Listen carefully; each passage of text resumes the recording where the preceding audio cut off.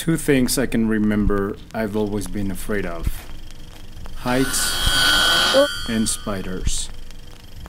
As a little kid, I often wondered, why can't I do some of the things that most kids around me at my age are doing?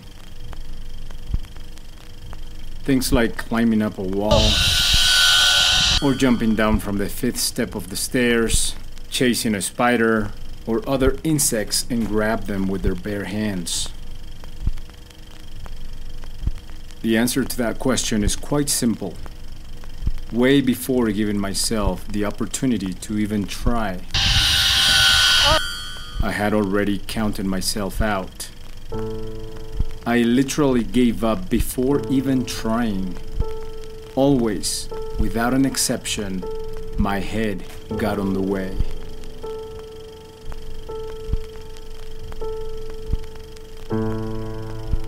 I got so used to self-sabotage that it became a habit, and I had no intention of changing it. It got to the point where I was doing it unconsciously. Any thought of doing something slightly challenging would be automatically kicked aside by "no way," "too dangerous," "too high," "too hard," "too risky." You see, before giving myself an opportunity, I was already making up all kinds of excuses in my head. I was setting myself up for imminent failure. Because everything starts with a single thought, and failure already had a huge advantage over any other thought in my mind. Advantage that I had granted, I might add.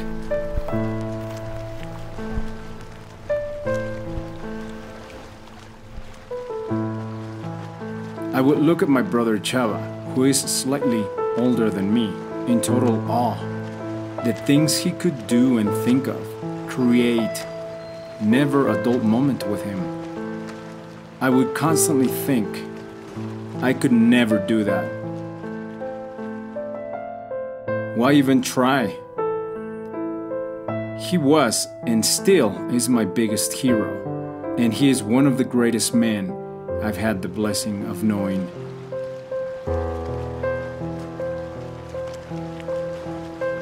Our minds, in the process of keeping us safe, talk us out of doing certain things. Things that might just bring growth and strength to our lives. And of course, a great sense of accomplishment. Enough of everything to help others that might struggle. Situations that could potentially take us to the next level and put us in a position in which facing our fears would otherwise become our bread and butter. For me, zip lines, roller coasters, and things of the kind. Simply unthinkable. Just by looking at someone doing it, I get sweaty palms, I feel a void in my stomach, I get the chills, my toes get tingly, I feel like the very ground on which I'm standing is being removed from underneath me. And you know, all those awkward symptoms. This paradise is called Presa del Llano. It's only about 30 minutes from Villa del Carbón, about an hour and a half from Mexico City. And it's absolutely beautiful. There are so many different activities you can do here, like hiking, you can rent a boat, wildlife watching, horseback riding, camping, picnics. You can bring your own food and cook it here, rent a cabin, zip line, etc.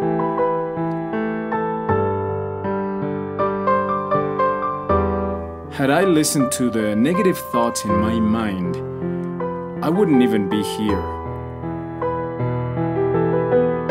But I am here now, and more than ready to enjoy everything there is to enjoy, while facing my fears. Because the reward is far greater than I could ever foresee.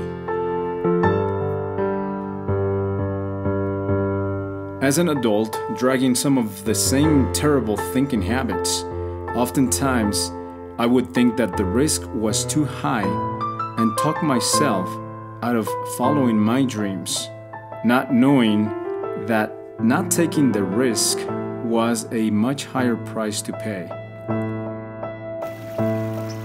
But of course, how would we know what's on the other side if we have never seen it, right? Who can guarantee that what's on the other side is worth the risk? More often than not, we're just afraid of the unknown. But I'm telling you, take the leap of faith.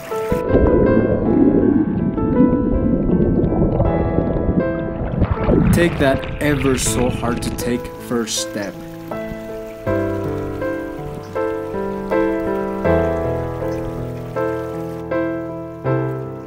There is a Middle Eastern story of a spy who had been captured and sentenced to death by a general of the Persian army. The general had some rather bizarre ideas about his prisoners. He would allow the prisoner to choose his fate. The options were either face the firing squad for a sure and quick death, or go through a very peculiar-looking black door.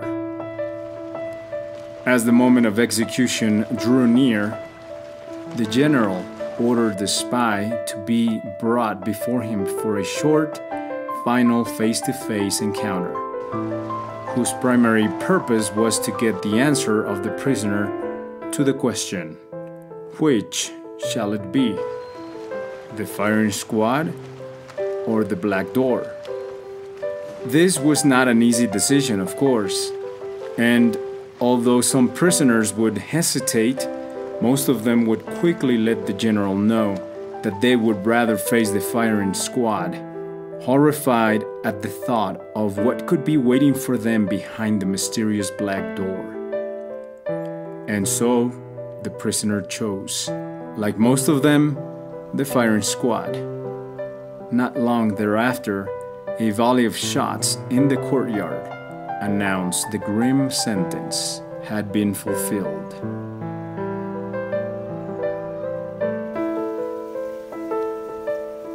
The general, staring at the ground, turned to his aide and said, "You see how it is with men? They always prefer the known over the unknown. It is characteristic of people to be afraid of the undefined. I gave him two options to choose from, and so he did." After a very dark and empty moment of silence, "What lies behind the black door, master?" asked the aide.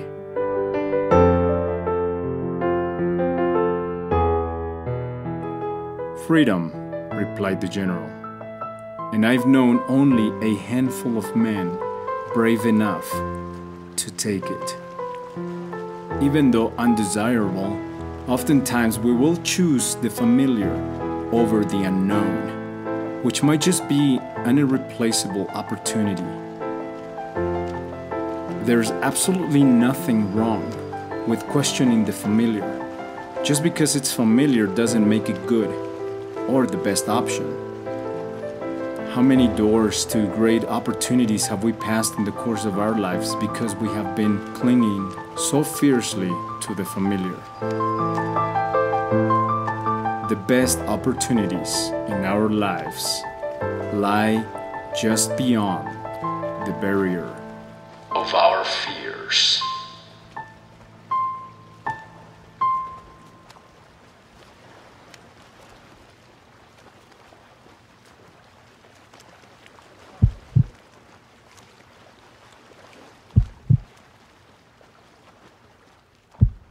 Let's try it while we can.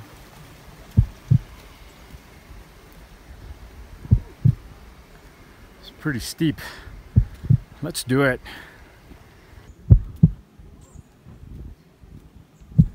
Ooh, this is pretty. Now here, funny enough, we have 5 minutes of heavy rain, 2 minutes of light rain, and then 10 minutes of sunshine, and then the cycle starts all over. So just gotta be patient, take your time. Lots of these places are very slippery, especially when got this kind of weather, raining and all. So take the necessary precautions here. Getting up on trail number 2.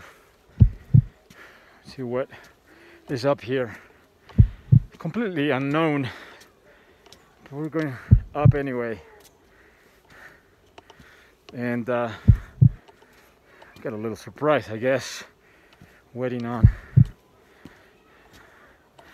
It's beautiful nature. Let's just get across the bridge. See what's on the other side. Look at that. Some people having fun on those boats. Some of them not going anywhere. More cabins on this side. Look at that. Absolutely beautiful.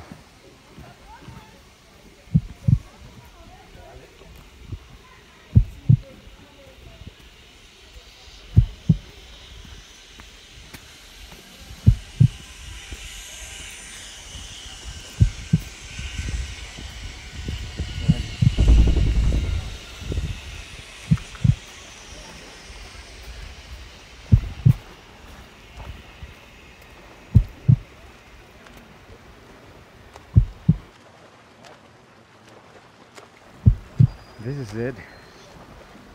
This is the place. And there comes the zip line. You can catch it here. There it is.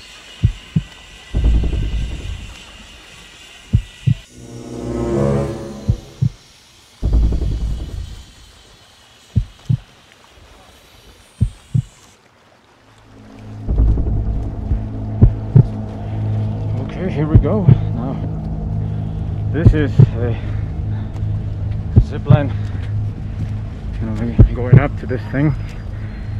I'll tell you later like how high it is because I have no idea. Pretty high. Gonna go up. I'll do this. As I told you in the past, I'm afraid of heights, but I think I don't know. This is something that I want to do, and I think it's just part will and just adrenaline. Want to do it, we'll do it. Face our fears, right? Face our fears. That's what it's all about. You gotta take a climb first.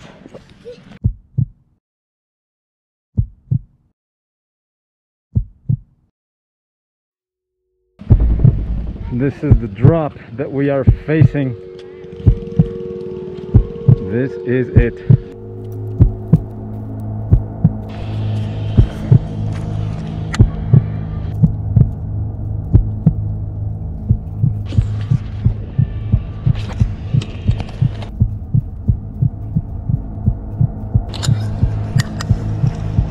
Mano de aquí para abajo. Antes de llegar allá se va a acostar. Va a llegar recostadito para que no vaya a...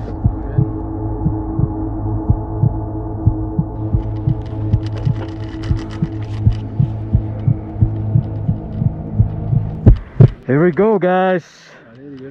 Gracias. Oh, vamos. Oh. Oh. Oh. This is so incredible.